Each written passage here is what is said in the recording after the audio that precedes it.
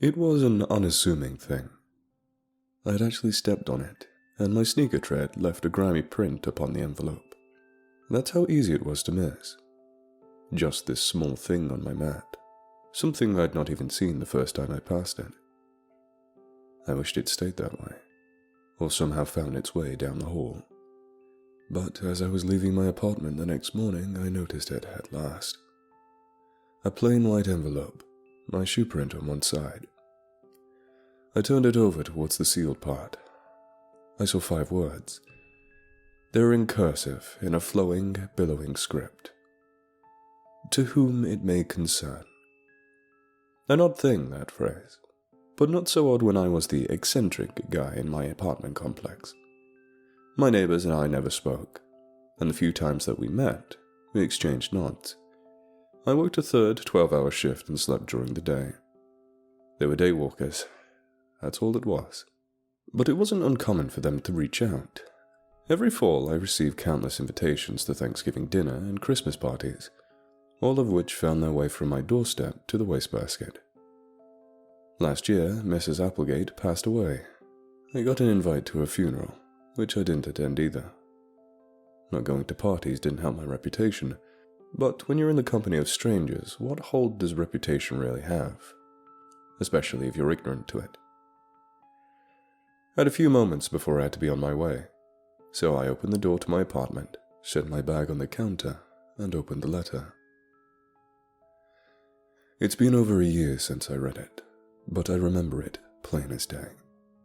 I always will. Even now I can recall the handwriting, big and loopy, far too beautiful for its horrid subject matter.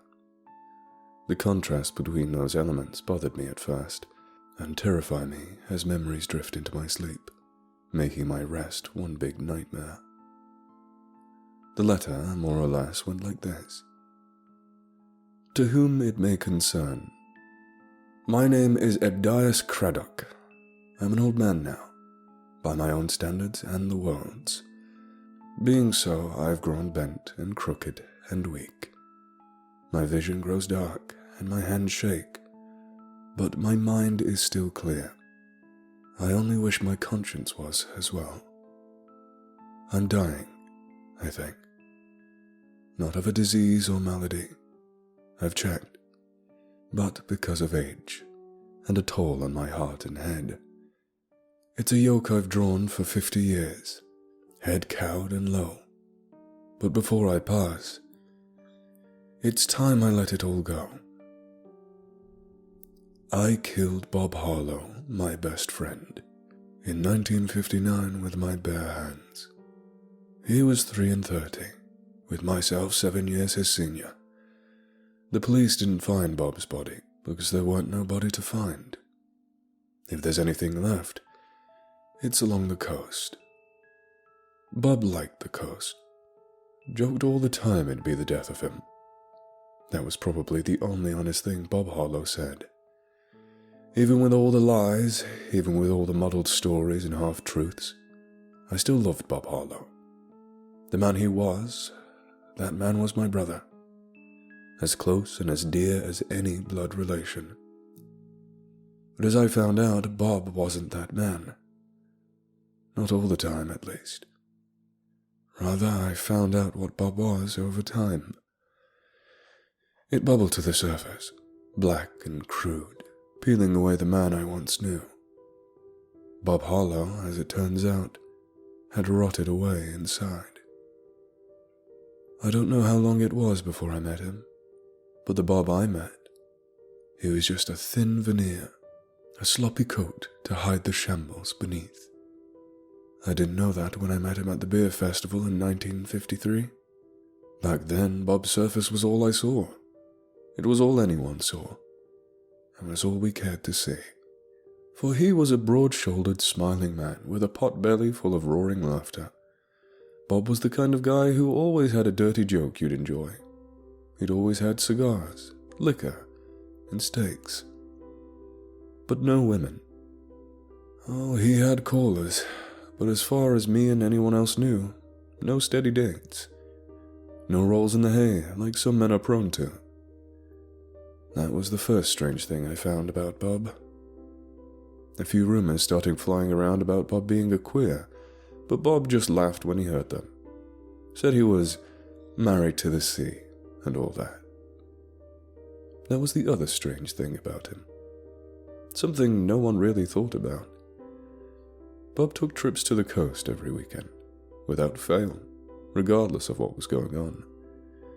He said he liked the salt air, the ocean, and the fish, but I never saw him pack a pole.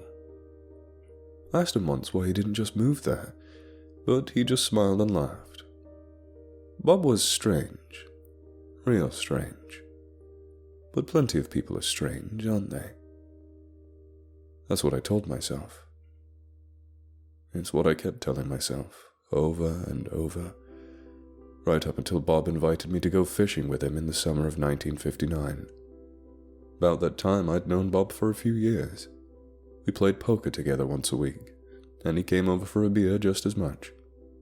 I'd never been to Bob's house, and he'd never offered. I guess the routine just worked, and we were both fine with it. I wondered afterwards if I'd not have noticed something had I gone over there. The police certainly did.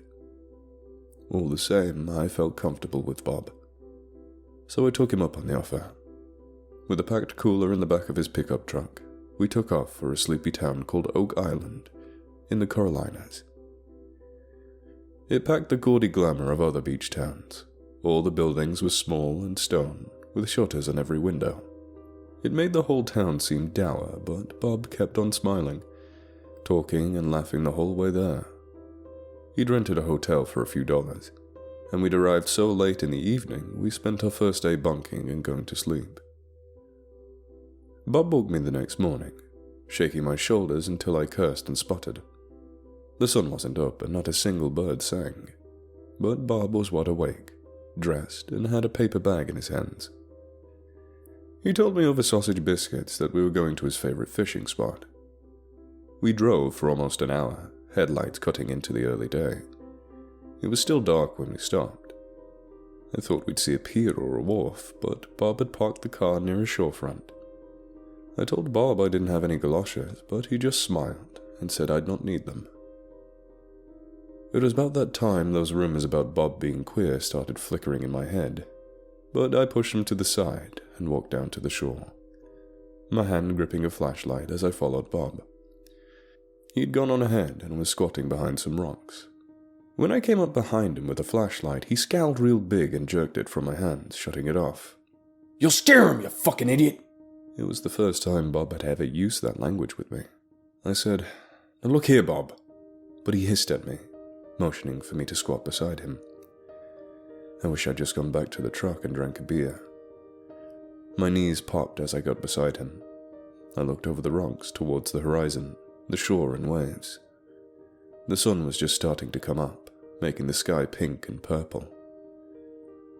That's when I first heard it. A voice soft as lace, rising past the rocks, past the shore, on the back of the waves. I thought about what I saw that day, many times since. I thought and thought, wondering if it was all real. I'd convinced myself it wasn't for a time or two, figuring it was all some feverish dream. But then I'd see a picture of Bob, and it'd call back to me. I don't know what I'd call what it was, because all the common names are too preposterous. But it was a strange, beautiful thing. Alabaster white skin, freckled and pearled. A lady, or so it seemed, with long untamed hair. As she approached the shore, I saw the fins, jutting from her shoulders, ending in a massive green-grey tail. I didn't know what she was, and I don't care to name it. At times I think the fins were a trick of the pale morning, but that tail, massive and writhing like a snake, I can't forget it. I was too shocked to move, squatting and slack-jawed as I gazed on. The thing turned its back from the shore towards the sun. She began to sing. I'd heard tales of sirens before, of Odysseus and his men falling prey to them, but the haunting wail the thing gave wasn't no beautiful tune, not like the one afore it. In my dreams I'd hear that dirge, still, followed soon by the sound of a throat gurgling, a voice dying against the crashing waves. I'd not noticed Bob creeping forward. He was less than a yard away from the thing before I noticed his shape. As his hands wrapped around its mouth, its song dying, I finally came to my senses. Bob was atop the creature, hands wrapped over its throat as it writhed beneath him, gripping his wrists and flailing. Bob's face was twisted into a snarl, veins popping along his neck as he tried to snuff out its life. I'd risen from behind the rocks to get a better view, stomach churning as I watched. I was beside him before I knew I was, and as I stood there watching the thing fight for its life, Bob Harlow's knuckles turning white, I noticed Bob smiling. He kept on smiling, right until I socked him in the face as hard as I could. He fell to his side, and the creature was upon him in an instant, coiling its tail around him as his mouth descended upon his throat.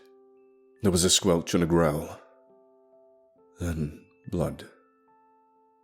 So much blood. I ran to the shore towards the truck. Bob had left the keys in the ignition, and I prayed they would still crank.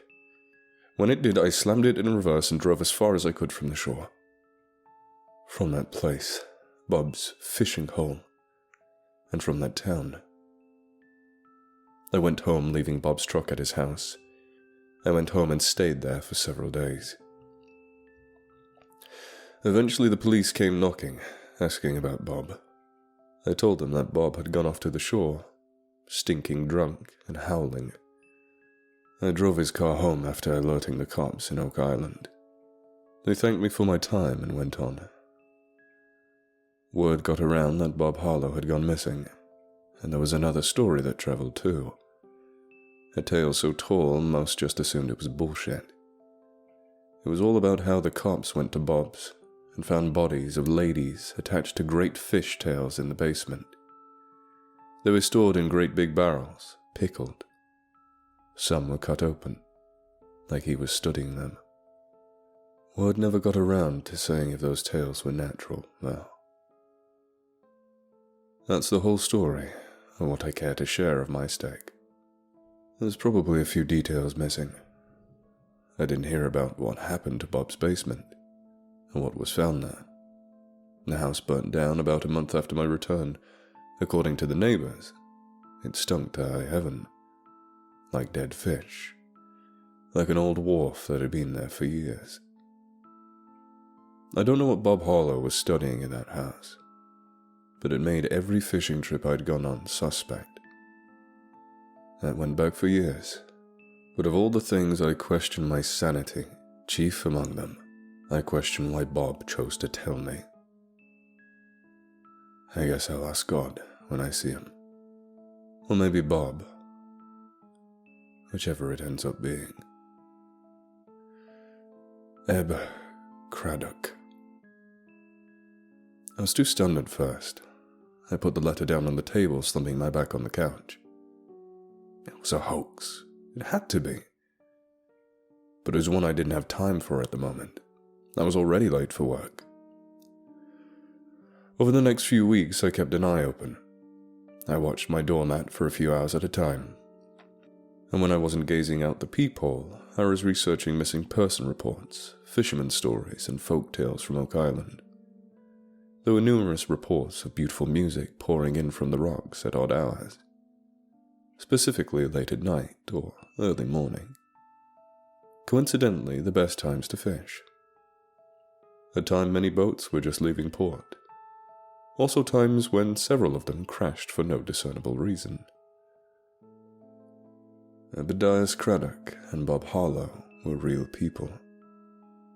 I'd found Craddock's funeral announcement weeks later, after it happened. After I was sorting through my mail. After I'd calmed down and begun to think the whole thing was a dream. Just like Craddock. He lived a single floor down from me.